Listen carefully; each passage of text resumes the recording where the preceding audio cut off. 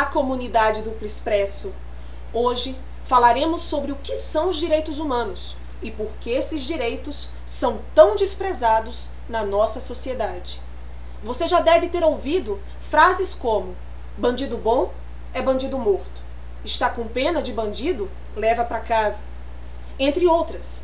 Essas frases são muito difundidas pela mídia com o intuito de distorcer e esvaziar o significado e a importância dos direitos humanos para cada um de nós. A pesquisa do Datafolha de 2016 apontou que para 57% da população brasileira, bandido bom é bandido morto. Isso significa que mais da metade das pessoas defende o linchamento de seres humanos, atropelando o devido processo legal, o contraditório e a ampla defesa. E quando defendemos o fim da vida de alguém, violamos o princípio mais basilar dos direitos humanos, que é o direito à vida. Isso demonstra o grau de autoritarismo, violência e deformação da nossa sociedade, que tem como mentora uma mídia que demoniza os direitos humanos para fabricar na sociedade o consenso de que os direitos humanos são privilégios de criminosos. A maioria da população não respeita os direitos humanos porque não se identifica como sujeito de direitos humanos. Ela não identifica o que são esses direitos. Os direitos humanos não conduzem à impunidade, como a nossa mídia faz questão de nos enganar. Muito pelo contrário, eles nos garantem um devido processo legal, respeitando as nossas garantias e direitos fundamentais, contra o arbítrio e a violência do Estado. Por isso, os direitos humanos são universais, devendo ser aplicados de forma igual e sem discriminação a todas as pessoas, independente de suas características econômicas, sociais ou físicas, e são inalienáveis. Ninguém pode renunciar ou ser privado de seus direitos. A discussão sobre direitos humanos chega, no Brasil, na transição da ditadura militar para a democracia, quando se começa a denunciar violações dos direitos dos presos políticos e a reivindicar a sua proteção. Os direitos humanos foram incorporados na nossa Constituição de 1988, que é espelhada na Declaração Universal dos Direitos Humanos da ONU, no título que trata dos direitos e garantias fundamentais. O direito à vida, os direitos civis e políticos, como o direito ao voto, à liberdade, o direito ao devido processo legal, presunção de inocência, os direitos sociais, como o direito à moradia, à saúde, à educação, tudo isso está na nossa Constituição. Entretanto, o Estado brasileiro é um violador contumaz dos direitos humanos. A classe média brasileira tem a ideia de que os seus direitos já estão garantidos, porque através da privatização ela paga por estes direitos, como saúde, educação e lazer. E para legitimar esses privilégios de classe, trata esses direitos que desfruta como mérito pessoal, considerando a pobreza e a desigualdade social como um problema individual, decorrente do demérito pessoal e da falta de capacidade empreendedora dos mais pobres. Em um Estado democrático de direito, cabe ao Estado a efetivação dos direitos fundamentais de todos, assim como a redistribuição de riqueza para promover a igualdade material entre as pessoas, reconhecendo que os mais pobres dependem totalmente da atuação estatal para ter acesso a esses direitos.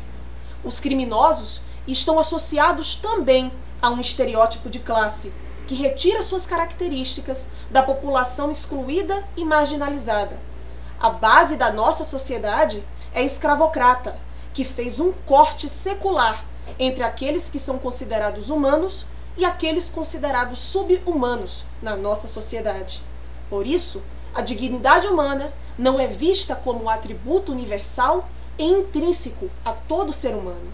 Ela é atribuída aos que têm acesso ao capital econômico e àqueles que estão à margem, impossibilitados a esse acesso, são as vidas nuas, descartáveis, inúteis e privadas de proteção jurídica. A sociedade brasileira não se reconhece nos direitos humanos universais, pois não universalizou o tipo humano digno de respeito, reconhecimento e dignidade. Quando uma pessoa é condenada por um crime, ela não perde seus direitos humanos, como a dignidade, porque não deixou de ser uma pessoa, o que não tira sua responsabilidade pelos crimes que cometeu.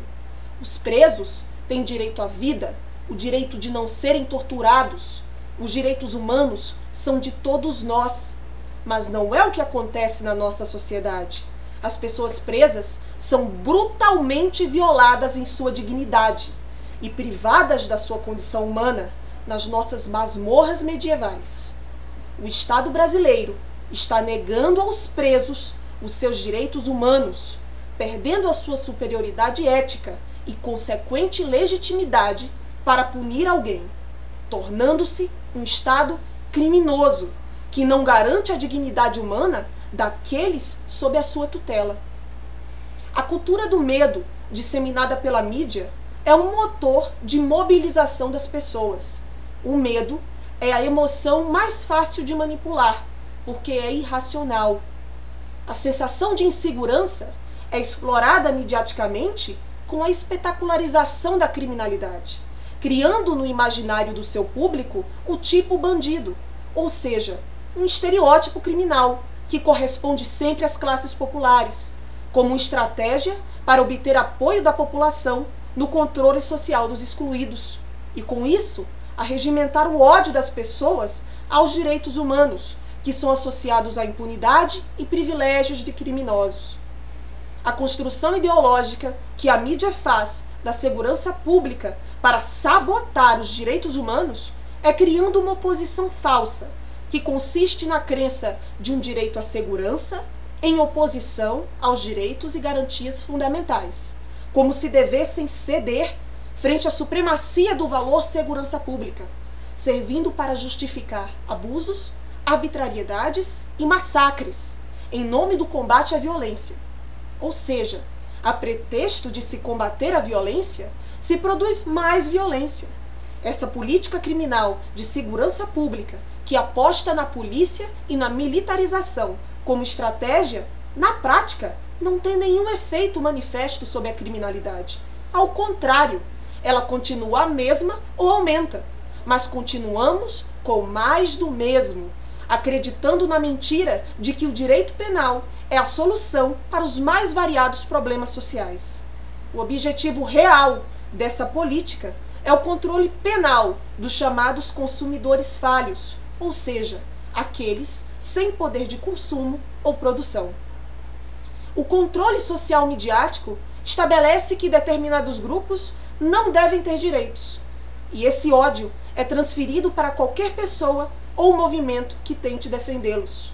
Os defensores dos direitos humanos são sistematicamente sujeitos a processos penais sem fundamento, discriminação, difamações midiáticas, tudo isso para paralisar e deslegitimar a sua luta pela consolidação dos direitos humanos. E esse ódio, fabricado midiaticamente, mata. O relatório da Anistia Internacional de 2017 apostou que na região das Américas, o Brasil é o país com o maior número de defensores de direitos humanos assassinados todos os anos, e que os números vêm aumentando a cada ano, num padrão. Os profissionais de comunicação, líderes rurais, indígenas, quilombolas e ambientalistas são as principais vítimas no país. A última e mais notória foi o assassinato da vereadora do Rio de Janeiro, Marielle Franco, aos 38 anos, em uma emboscada no dia 14 de março, que vitimou também o motorista Anderson Gomes. Marielle era uma socióloga negra, criada no Complexo da Maré, líder política e defensora dos direitos humanos. Marielle foi assessora da Comissão de Direitos Humanos da Assembleia Legislativa do Estado do Rio de Janeiro, onde prestou auxílio jurídico e psicológico a familiares de vítimas de homicídio e de policiais mortos. Marielle Franco ingressou na militância por direitos humanos depois que perdeu uma amiga vítima de bala perdida num tiroteio entre policiais e traficantes no Complexo da Maré, no Rio de Janeiro. E na Câmara dos Vereadores, Marielle era relatora da comissão que fiscaliza a atuação da intervenção militar nas favelas, condição na qual vinha denunciando casos de abuso de violência policial no bairro de Acari, no Rio de Janeiro. A grande mídia hegemônica constitui um dos principais obstáculos e impedimentos para a consolidação do nosso Estado democrático de direito. Precisamos fazer coro a uma contraconsciência que possa romper com essa mentalidade fragmentada e autoritária sobre os nossos direitos humanos, porque a única chance que nós temos como civilização é a conquista dos nossos direitos humanos contra a barbárie. Todos os brasileiros que querem viver em um Estado democrático de direito, independentemente de suas posições políticas e ideológicas, deveriam lutar por Lula livre. Até o próximo Direito ao Ponto, aqui no Duplo Expresso.